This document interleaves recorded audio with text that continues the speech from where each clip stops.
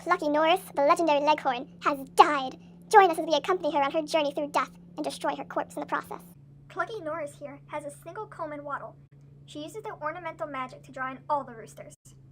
This is the ear. It's a hole in the head. You should know that. Her earlobe, a modification of the integument, takes on the color of her future eggs, which is white. Birds have a wonderful adaptation of keratin called feathers and provide insulation from extreme temperatures. The uropygial gland is a sebaceous gland located at the tail's base. By preening, birds can distribute its secreted oil over their feathers. The brachial vein is beneath the wing and it's used for blood collection in chickens. It's seen in the depression between the biceps brachialis and the triceps humerus. Remember, brachial vein and biceps brachialis. It's not hard. The respiratory system. Birds do not have a diaphragm since their intercostal muscles are the major muscles involved in respiration. The respiratory system is used for cooling since birds don't have sweat glands. Birds have an interesting and unique development known as air sacs. Cluckie Norris breathes in twice per respiratory cycle. First, the air hits the caudal air sacs, then enters the lungs through her first exhale. But another inhalation brings the air to the cranial air sacs, and another exhalation brings it back out of her body. The trachea can be seen by its tough pseudostratified columnar epithelium rings. Yeah, Albert Einstein liked Cluckie's trachea, so it put a lot of rings on it. Also, the glottis is the opening to the trachea. At the end of the trachea, we find the syrinx, which is where sound is produced in birds. Imagine Cluckie has lost her voice, so she has to take some cough syrup to help its syrinx. Syrinx, syrup. Just go with it. Otherwise, remember the syrinx is how Cluckie seared our ears with her final scream. Beneath that, we find the lungs. Albert, get my smokes!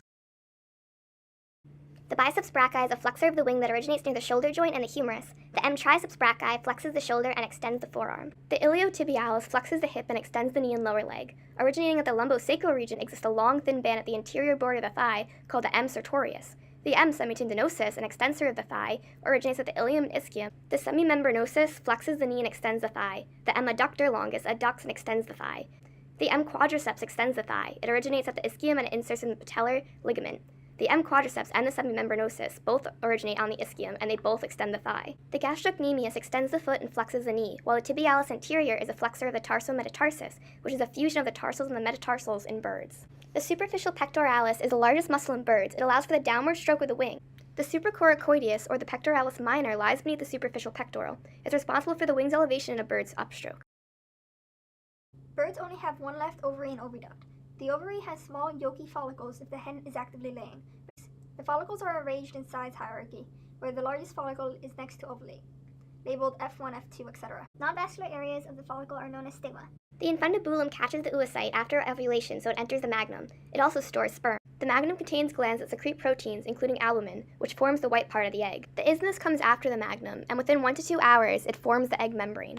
The uterus, also known as the shell gland, keeps the egg for about 20 hours while the shell is formed and pigmented. The vagina is the part of the oviduct between the uterus and the cloaca. Sperm are also stored here. Now remember, omisu, ovary, infundibulum, magnum, isthmus, and uterus. Or simpler put, all of Indra's mean Italian unicorns. Albert Einstein's testes are located inside the body cavity. Roosters have a small phallus, but do not have seminal vesicles or a prostate.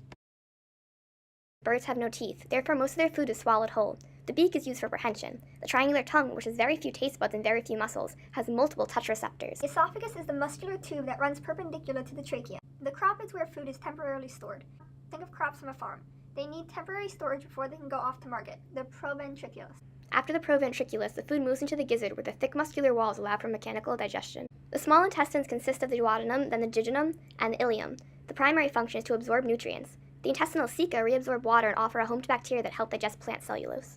The liver is a large four-lobed gland in Cluckie Norris's abdomen. The bile produced here is stored in the gallbladder. The large intestine is where the last reabsorption of water occurs. Fecal matter from the intestines is collected in the cloaca, then ejected from the body. The mesentery is a contraption that ties the small intestine to the abdominal wall. In chickens, the pancreas is located within the small intestine's duodenal loop. For a super-duper easy way to remember Cluckie's digestive system, think, Olive crazily eats the chicken pie gone sour in Pigeon City like life is crashing. It's the easiest way to remember. In the urogenital system, waste is removed. This includes the kidney, which in the chicken has 3 lobes and is located in the dorsal cavity of the abdomen. Birds excrete nitrogenous metabolism waste products as insoluble urates rather than urea. Chickens don't have a bladder, so all their waste is excreted through feces. Chickens have a 4-chambered heart enclosed in a pericardial sac like most mammals. They also have far greater cardiac output than mammals because they have big hearts compared to their bodies. Sadly, Cluckie Norris could no longer offer her big heart to Albert Einstein because Olive murdered her. The end! Esophagus. I am your esophagus. Esophagus. Attached to the back of your trachea. Esophagus.